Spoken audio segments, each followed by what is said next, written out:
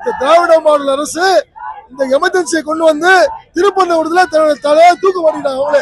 அவங்க கழுத்துல தூக்கு மாட்டிட்டாங்க. நான் சென்னை எம்ஜிஆர் நகர்ல இருந்து வந்திருக்கேன். எம்ஜிஆர் நகர் புகழ் அட்வொகேட், நான் ஹைகோர்ட் அட்வொகேட்.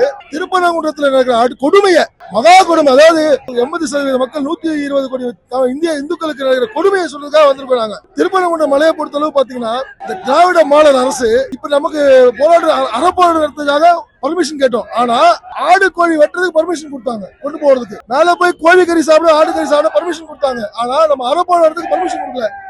முன்னாடி 144 தடை சட்டம் போட்டாங்க. என்ன நடந்துச்சு? உடஞ்சிச்சா?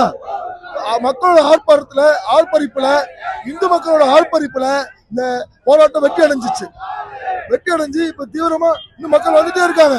இது வந்து நேற்று தலைவலிக்காம இருந்தா இங்க வந்து மதுரை தாங்கி இருக்காது. இந்த திராவிட மாடல் கையாலாகாத அரசு இதுதான் இவங்களுக்கு கடைசி. அது 1975ல எமர்ஜென்சி வந்து இந்திரா காந்தி வந்து எமர்ஜென்சி கொண்டு வந்து எல்லாரோட குறவுகளையும் நடக்கிறாங்க. அதே போல அவங்க ஆட்சி போச்சு, பயமுடிச்சாரு.